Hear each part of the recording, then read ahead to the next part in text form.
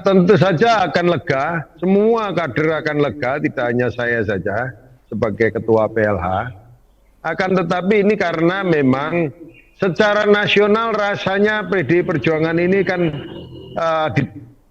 ada yang menarik sana, menarik sini, ada yang menutup sana, menutup sini gitu.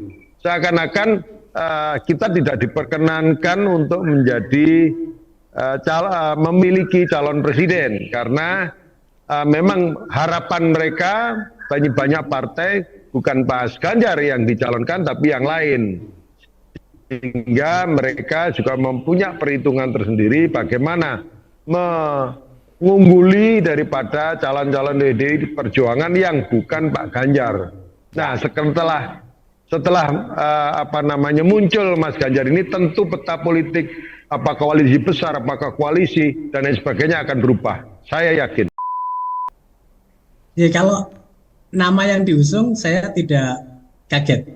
Ya. Tapi kalau pilihan waktu dan momentum pengumumannya surprise menurut saya. Ya. Karena selama ini saya selalu memprediksi PDIP akan mengambil posisi last minute untuk penentuan calon, dan saya kemarin paling kemungkinan ya akhir Agustus Ya. karena tersedia waktu 19 Oktober untuk pendaftaran. Dengan mengucapkan Bismillahirrohmanirrohim, menetapkan Saudara Ganjar Pranowo sekarang adalah Gubernur Jawa Tengah sebagai kader dan petugas partai untuk ditingkatkan penugasannya sebagai calon Presiden Republik Indonesia dari Partai Demokrasi Indonesia Perjuangan.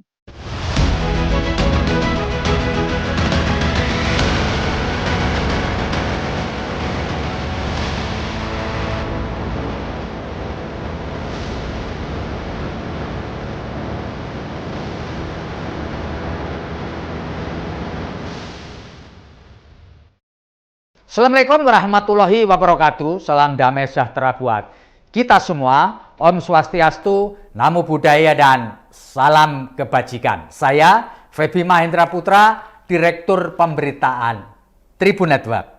Tribuners, baru saja pada tanggal 21 April 2023, hari ini, tepat hari Jumat, Ketua Umum DPP PDI Perjuangan Megawati Soekarno Putri memberikan kejutan berupa pengumuman mengenai bakal calon presiden dari PDI Perjuangan. Namanya memang sudah tidak asing lagi bagi kita semua. Beliau adalah Gubernur Jawa Tengah Ganjar Pranowo. Dan untuk ngobrolin kejutan pada tanggal 21 April 2024 ini, telah bersama dengan saya Pak Budi Sulistiono yang akrab dipanggil Mas Kanang. Beliau adalah Pelaksana Harian Ketua DPD PDI Jawa Timur dan juga pengamat politik dari Universitas Trunojoyo Madura, Pak Surohim Abdussalam. Saya ingin menyapa dua narasumber kita. Assalamualaikum Mas Kanang. Waalaikumsalam Mas. Ya, saya juga menyampaikan Assalamualaikum Pak Surohim Abdussalam. Waalaikumsalam, Mas Feby. Salam sehat. Terima kasih banyak. Saya mau ke Pak Kanang dulu. Pak Kanang, Anda tadi kan mengikuti rapat lewat virtual yang dipimpin oleh Bu Megawati, pengumuman. Pak Kanang, Anda merasa surprise dan terkejut nggak dengan pengumuman yang disampaikan oleh Ibu Ketua Umum tadi, Pak? Pak Kanang? Ya, jadi gini Mas, kalau surprise Pak, ya, halo. Ya Pak, lanjut. Jadi dengar nggak? Halo. Ya Pak, lanjut. Bisa ya, bisa ya. Bisa. Oke. Nah, kalau bisa ya, oke. Kalau masalah surprise atau keterkejutan tentang pengumuman ini, kalau waktu ya, kalau waktu memang sepertinya Ibu mempercepat lah dari target yang yang direncanakan, yaitu paling lambat atau itu kurang lebih bulan Juni. Ya. Itu kita akan kumpul di sana memperingati Hari Pancasila itu 1 Juni. Nah, Kemudian masalah nama, saya kira walaupun di dalam bahasa tubuh maupun bahasa lisannya Ibu itu tidak pernah kelihatan, tapi dari pengalaman kita ketika Pak Jokowi dan lain sebagainya, Ibu selalu bicara tentang realistisnya keinginan masyarakat. Sehingga dalam hal ini masyarakat jelas melalui survei, melalui langsung dan lain sebagainya, Pak Ganjar memang lebih dikehendaki di dalam masyarakat selain PDI Perjuangan. Maka ini nggak terkejut lah, saya yakin bahwa Pak Ganjar akan direkomendasi sebagai petugas partai pengganti Pak Jokowi ke depan. Kira-kira gitu. Jadi keterkejutan tentang waktu aja lah, kira-kira begitu. Ya, Pak Kanang, Anda sebagai kader PDI merasa lega nggak Pak Ganjar kemudian diberi amanah sebagai bakal calon, Pak? Ya, tentu saja akan lega. Semua kader akan lega, tidak hanya saya saja sebagai ketua PLH. Akan tetapi ini karena memang secara nasional rasanya PDI Perjuangan ini kan ada yang menarik sana, menarik sini, ada yang menutup sana, menutup sini gitu. Seakan-akan kita tidak diperkenankan untuk menjadi memiliki calon presiden karena memang harapan mereka banyak partai bukan Pak Ganjar yang dicalonkan tapi yang lain, sehingga mereka juga mempunyai perhitungan tersendiri bagaimana mengungguli daripada calon-calon PDI Perjuangan yang bukan Pak Ganjar. Nah, setelah muncul Mas Ganjar ini, tentu peta politik apakah koalisi besar, apakah koalisi dan lain sebagainya akan berubah. Saya yakin. Kira-kira begitu. Pak Kanang, tadi selain memberi amanah kepada Pak Ganjar, Bu Mega juga memberi amanah kepada Mbak Puan dan Mas Prananda Prabowo. Buat Mas Kanang ini maknanya apa, Mas? Iya. Tentu saja Mbak Puan yang selama ini disorong juga oleh oleh kader-kader internal kita untuk mencalonkan diri dan lain sebagainya, tentu saja ini adalah sesuatu kehormatan juga ya. Karena Mbak Puan juga tidak hanya mensukseskan Mas Ganjar, tidak hanya kali ini saja ketika gubernur, panglima perangnya, panglima pensuksesnya adalah Mbak Puan sendiri. Sehingga ini saya yakin Mbak Puan sudah tahu karakter daripada Mas Ganjar, karakter pemilih-pemilih Mas Ganjar dan lain sebagainya akan lebih tahu. Itu yang pertama tentang Mbak Puan. Sedangkan Mas Ganjar sendiri, Mas Nanan sendiri, Mas Prananda, beliau sangat pengamat yang baik. Sehingga mereka peneliti yang baik di PDI Perjuangan ini, dia punya tim luar biasa di DPP sana, sehingga ini gabungan antara lapangan Mbak Puan dan tim IT-nya Mas Prananda akan kita gabungkan menjadi satu, jadi kekuatan untuk menjadi tim sukses tidak hanya kepada Mas Ganjar sebagai presiden, tapi PDI Perjuangan sebagai pemenang di hat-trick-nya nanti. Demikian. Ya, Mas Kanang, Bu Mega memilih 21 April pas hari Kartini. Ini adakah makna di balik itu, Mas Kanang? Ya, kalau saya membacanya tidak hanya makna daripada makna perempuan itu sendiri sebagai simbol kekuatan, simbol kemajuan bangsa ini, tapi justru bagaimana waktu hari raya ini menjadi hal yang tepat sekali untuk mendeklarasikan, mengumumkan calon presiden yang memang diharapkan betul oleh seluruh warga masyarakat.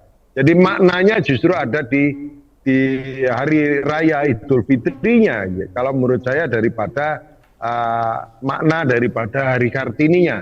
Kira-kira begitu, Mas Feby. Ya, oke, saya ingin bergeser sebentar ke Pak Surokim Abdussalam.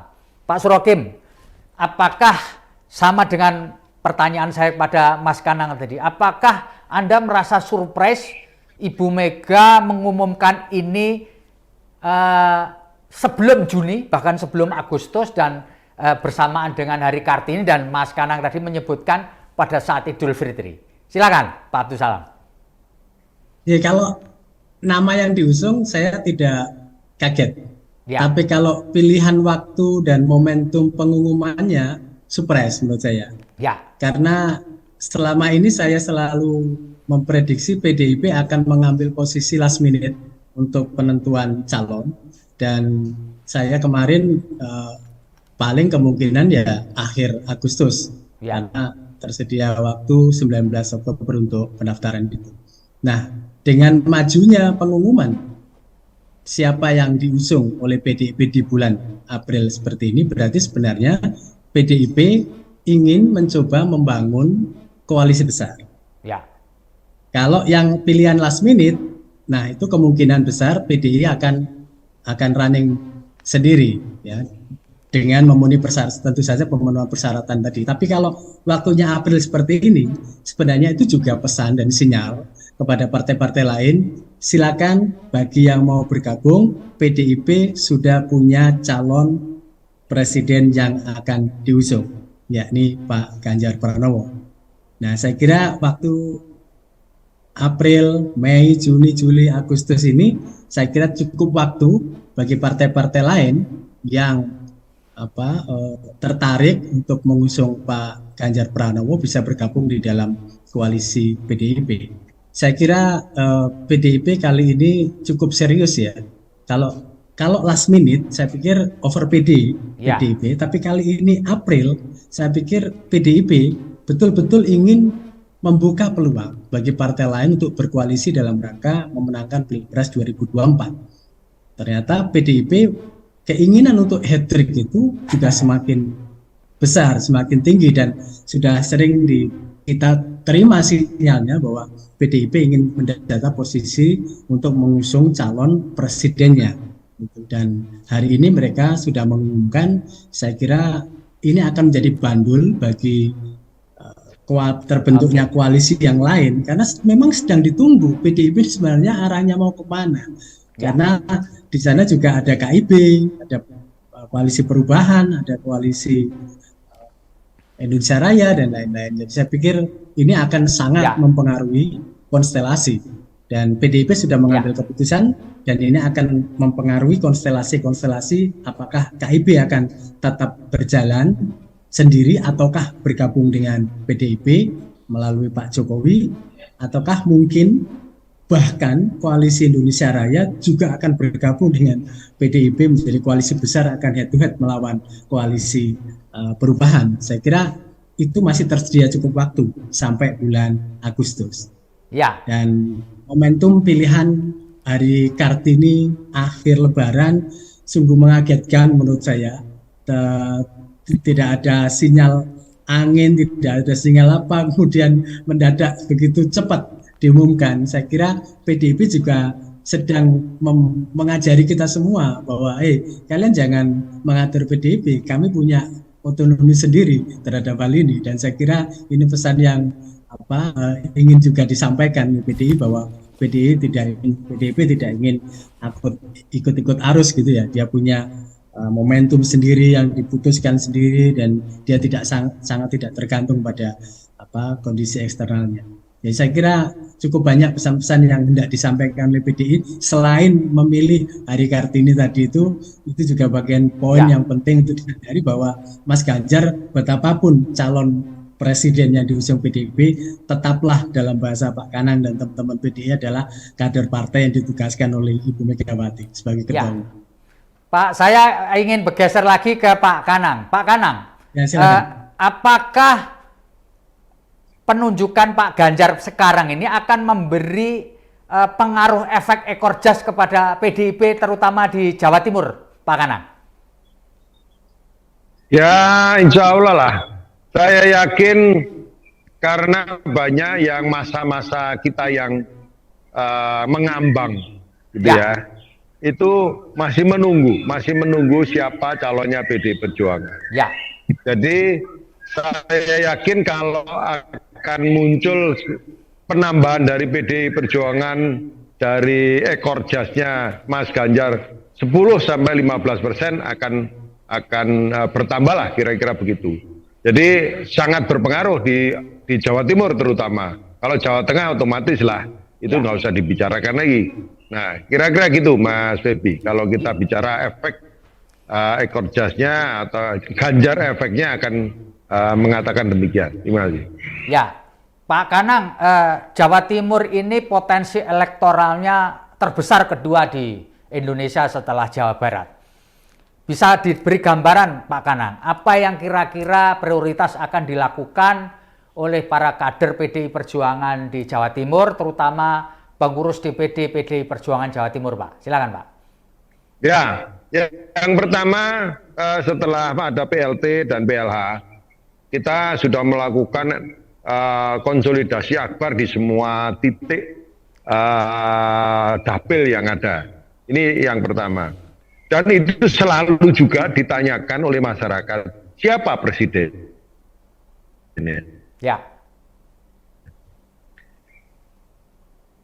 Dan halo Pak. Itu ketika pesan bahwa, halo? Ya Pak, lanjut. Selalu bicara tentang Pak Ganjar, kita harapan. Ya, harapan mereka adalah Pak Ganjar untuk bisa direkomendasi oleh partai. Nah, sekarang jawabannya sudah muncul. Tentu saja setelah kita kurang lebih sekarang survei yang sudah kita lakukan sekitar 25% Jawa Timur. Ada kemungkinan kita bisa naik menjadi 35% untuk Jawa Timur PDI Perjuangan akibat daripada rekomendasi presiden kepada calon presiden kepada Pak Ganjar ini.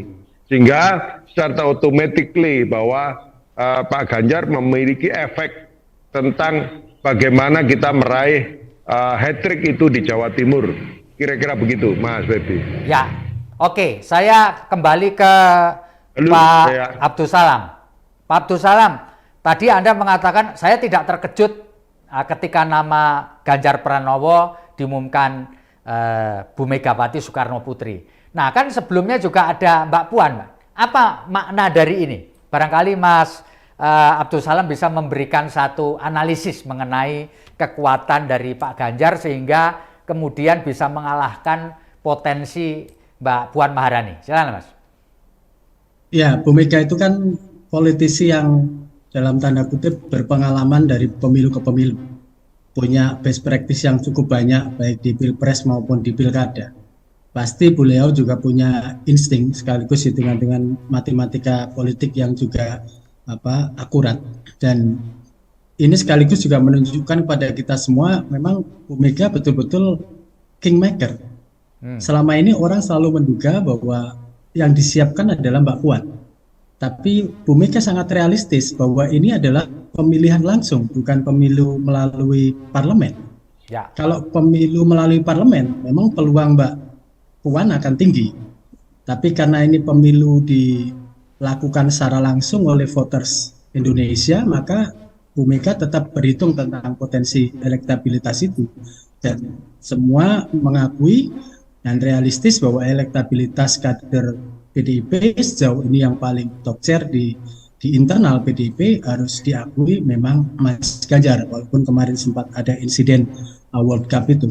Jadi terkait dengan hal ini sekaligus mengkonfirmasi bahwa memang Bu Mega cermat. Sama dengan ketika Mas Ganjar akan running di Pilgub Jawa Tengah periode kedua. Semua orang pada waktu itu, kemungkinan ini Pak Ganjar tidak akan direkom lagi karena mungkin ada friksi yang cukup kuat antara kekuatan Mas Ganjar dan Mbak Puan pada saat itu. Tapi faktanya Mas Ganjar juga masih tetap direkom oleh Bu Mega.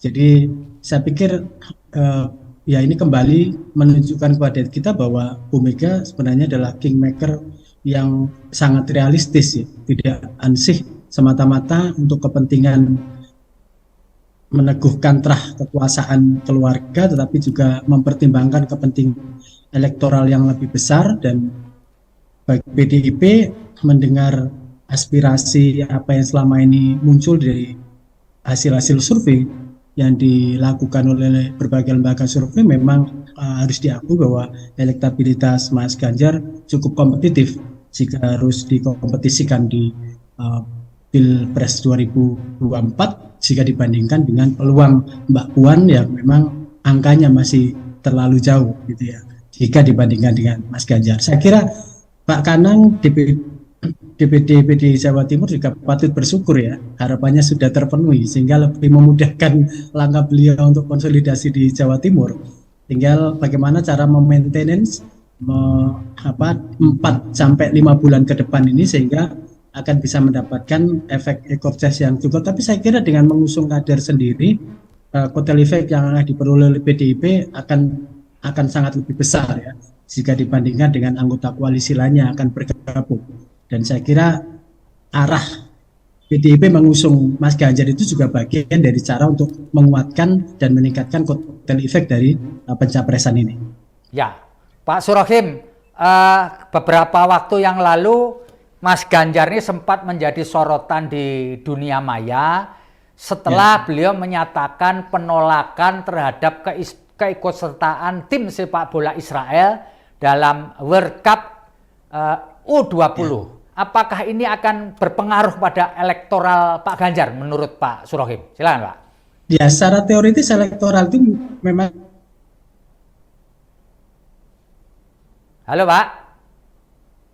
Dalamnya bisa naik hari ini, bisa turun besok bisa. Jadi kemampuan Pak calon partai untuk memaintenance ya tren positif itu memang harus terus dilakukan. Dan menjadi tantangan yang juga cukup serius bagi PDIP dan juga Mas Ganjar adalah mengembalikan kembali trust dari Gen Z, khususnya milenial yang kemarin sempat terluka akibat cancelnya World Cup di Indonesia. Tapi saya kira kita sebenarnya PDIP masih cukup tersedia waktu ya untuk melakukan komunikasi, untuk lebih proaktif lagi untuk menyamakan frekuensi dengan Gen Z Indonesia, dengan netizen Indonesia.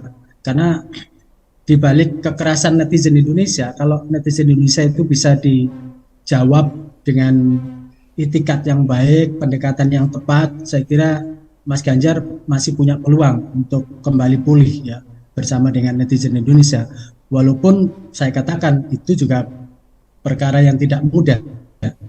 Ya, kemarin saya sempat menulis tentang cancel culture itu menjadi catatan bagi semuanya, politisi, pejabat publik untuk terus berhati-hati karena jumlah netizen kita signifikan untuk pemilu 2024. Dan itu harus betul-betul diperhatikan agar fenomena cancel culture itu tidak menimpa ya partai politik, tidak menimpa pejabat publik, termasuk juga tidak menimpa para politisi kita.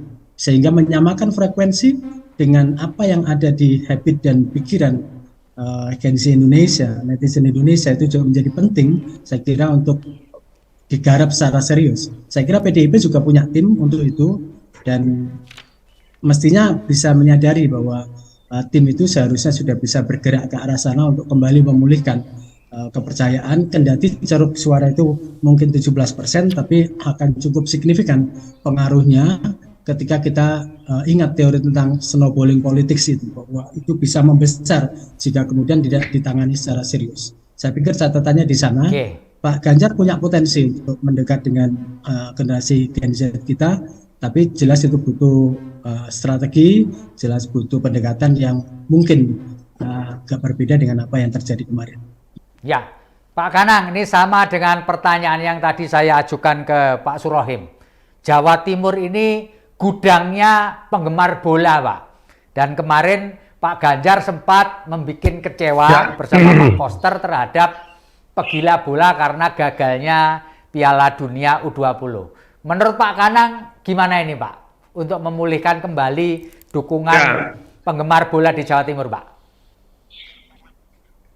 Ya betul Mas Febi. Jadi beberapa saat yang lalu memang surveinya Pak Ganjar ini menurun. Ya. Akibat daripada blunder yang disampaikan oleh Pak Ganjar yang seakan-akan penundaan daripada eh, U20 World Cup-nya Piala Dunianya di Indonesia ini di cancel. Nah, padahal sebenarnya itu hanya bagian kecil daripada masukan kepada negara agar kita hati-hati terhadap pelaksanaan yang dihadiri oleh Israel. Nah, dari situlah sebenarnya Pak ini menjadi kehati-hatian kita semua, termasuk Pak Ganjar untuk ke depan, karena yang dilihat tidak Israelnya akhirnya, tapi penundaan atau pengalihan tempat Piala Dunia U20 inilah yang menjadi masalah. Tapi dalam realistisnya akhirnya kita secara perlahan-lahan memang apakah itu netizen, apakah itu milenial, itu memang perlu diperhitungkan dan diperhatikan. Maka dalam hal ini kita berikan pengertian ya melalui media-media yang ada bahwa kenyataannya politik Israel jauh beda dengan Indonesia. Bahkan ada penyerangan-penyerangan di Israel sana, di Palestina sana, di Palestina yang memang setelah pernyataannya Pak Ganjar ini justru harus diberikan pengertian secara intens. Saya yakin dalam waktu dekat ini kita juga akan lakukan survei lagi, ya ini sedang berjalan, dan setelah kita coba berikan pengertian para netizen, para milenial, penggemar bola terutama. Nah ini saya yakin ini sudah mulai mengerti, sudah mulai meng-calling down kan semuanya, dan nanti saya yakin akan pulih seperti sedia kala dan kita akan terus deketi, kita lakukan perlakuan dengan baik.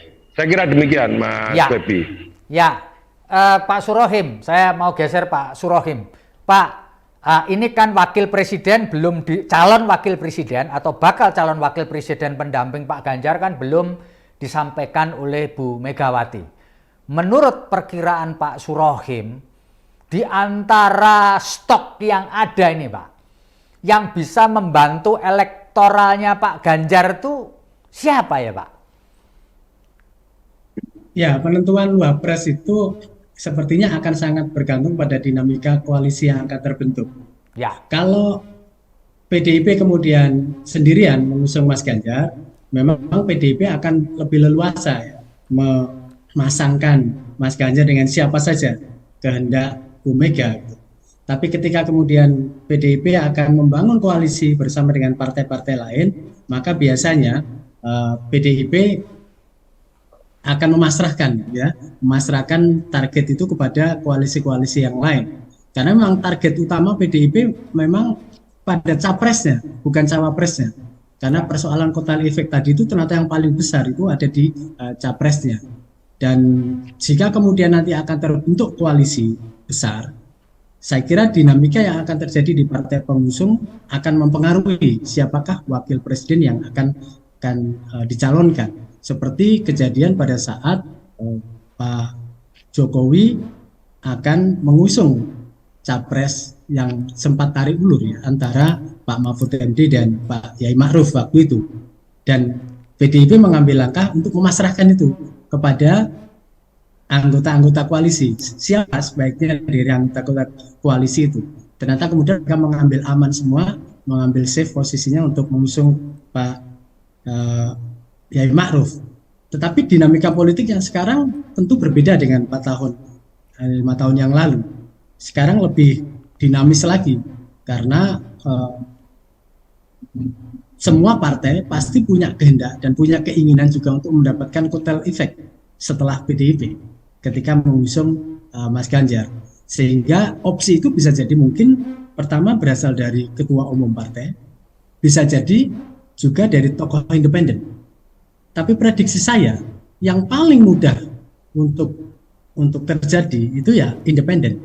Karena betapapun setiap partai pasti punya ego kepentingan partai-partainya. Maka jalan tengah untuk mengusung wakil dari calon independen saya kira akan lebih mudah. Apakah diambilkan dari tokoh masyarakat, tokoh publik, ataukah mungkin anggota kabinet, ataukah nama-nama yang sudah beredar selama ini. Tapi jikalau opsi yang pertama muncul adalah ketua umum partai, maka peluang Pak Erlangga Hartarto sebagai ketua umum Partai Golkar jika KIP bergabung akan cukup besar karena dia punya kontribusi suara yang cukup banyak di antara jika dibandingkan dengan PAN dan PDIP. Tapi PAN dalam konteks membangun koalisi besar ini lebih proaktif hari-hari ini. PAN lebih proaktif untuk mengambil peran di sana. Sehingga PAN juga pasti punya kepentingan untuk itu. Nah, apakah akan menguat ke ketua umum partai atau ke calon independen? Kita masih akan butuh waktu mungkin 2 bulan 3 bulan lagi ketika kemudian apakah jadi bergabung KIP itu kepada koalisi PDIP. Jadi menurut saya masih cukup tersedia peluang untuk menimbang-nimbang kembali, termasuk juga munculnya calon-calon independen yang akan diusung oleh partai-partai. Kian banyak partai-partai yang akan bergabung ke PDIP, peluang masuknya calon wakil presiden independen menurut saya akan kian tinggi. Gitu. Pak Srokim, apa mungkin Pak Prabowo akan menjadi bakal calon presiden dari Pak Ganjar, Pak? Termasuk opsi begitu itu, saya kira masih mungkin terjadi. Tapi opsinya saya kira bukan Pak Prabowo akan menjadi capres karena sudah dikunci oleh PDIP bahwa capresnya adalah Mas Ganjar. Maka peluang Pak Prabowo masuk di dalam koalisi PDIP itu paling masuk akal adalah mengisi slot calon wakil presiden. Nah, jika yang terjadi seperti itu, maka saya pikir akan sangat-sangat kompetitif. Mas Ganjar dipasang dengan Pak Prabowo karena memang dua orang ini secara elektabilitas dalam tren setahun terakhir ini selalu memuncaki survei nasional kita. Tapi memang sungguh tidak mudah untuk memasangkan keduanya. Tapi jika angin sedang berpihak dan ternyata kemudian Pak Prabowo legowo untuk menjadi calon wakil presiden dari Pak Ganjar Pranowo, maka saya pikir PDIP akan sangat beruntung. Karena betapapun juga Pak Prabowo ini kandidat presiden yang sudah berulang kali ikut running di dalam Pilpres, punya pengalaman, punya pendukung loyal, dan lain-lain. Tapi sekali lagi itu jalannya cukup terjal. Tapi namanya politik di Indonesia selalu ada faktor-faktor X yang kadang-kadang di luar perkiraan kita. Sehingga saya juga tidak menutup kemungkinan apakah Pak Prabowo tetap bersikeras menjadi calon presiden dan tidak mau menerima pinangan menjadi wakil presiden, itu juga menurut saya belum bagus. Ada orang-orang yang bisa sangat mempengaruhi Pak Prabowo dalam konteks ini, karena Pak Prabowo punya banyak senior di TNI, punya hubungan dan relasi baik dengan Bu Mega, punya relasi baik juga dengan Pak Jokowi. Jadi saya kira Bu Mega, Pak Jokowi, petinggi-petinggi senior TNI itu saya kira masih punya peluang untuk memengaruhi Pak Prabowo untuk bisa bergabung juga dengan koalisi PDIP. Saya kira itu. Ya. Baik, ini pertanyaan pamungkas untuk Pak Kanang. Pak Kanang, apa yang ingin Anda sampaikan kepada kader PDIP di Jawa Timur dan pemilih atau pemilik suara Jawa Timur terkait dengan pemberian amanah kepada Pak Ganjar sebagai bakal calon presiden di tahun 2024. Silakan Pak Kanang. Ya, mungkin saya ikut menanggapi sedikit tentang koalisi tadi, Pak. Ya.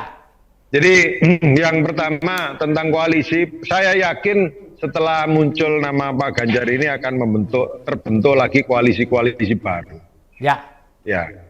Tentang wakilnya siapa itu, saya yakin koalisi itu akan bicara siapa yang cocok untuk disandingkan kepada Mas Ganjar.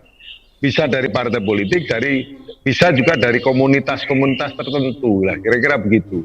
Ya. Nah, itu yang kira-kira tentang koalisi ini akan muncul lah, kira-kira pasti. Koalisi yang lalu ya bisa saja itu langsung klik, tapi yang sudah terkunci adalah presidennya ada Mas Ganjar. Itu pasti terkunci, tidak bisa di UT-UT lah, kira-kira demikian.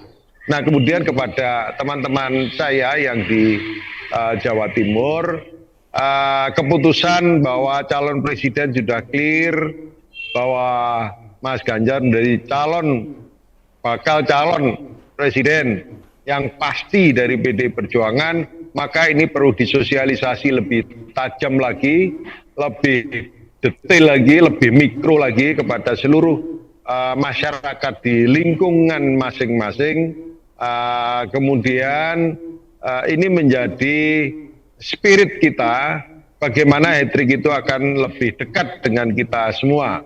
Ini harapan kita. Sedangkan wakil itu kita menunggu. Tentu saja ini biasanya ya di injury time lah tentang wakil ini semua. Nah, maka konsolidasi kita itu segera kita lakukan, semuanya ya, Mas Febri, bahwa kita segera konsolidasi internal kita lebih tajam lagi. Kita sosialisasi tentang Mas Ganjar ini, sekaligus kita menata para caleg-caleg kita, sehingga caleg kita secara otomatis akan satu tarikan napas dengan calon presiden. Ya. Kira-kira demikian. Baik, terima kasih saya sampaikan kepada Pak Budi Sulistiono atau yang akrab dikandil Mas Kanang, PLH Ketua DPD PDI Jawa Timur, dan pengamat politik dari Universitas Trunojoyo Madura, Pak Surohim Abdul Salam. Terima kasih. Moga-moga ngobrol kita akan memberi manfaat buat para pemirsa. Sekali lagi terima kasih. Saya pamit mohon diri. Assalamualaikum warahmatullahi wabarakatuh. Salam damai sejahtera buat kita semua. Om Santi Santi Om. Namo Buddhaya. Salam kebajikan, rahayu, dan jangan lupa tetap bahagia.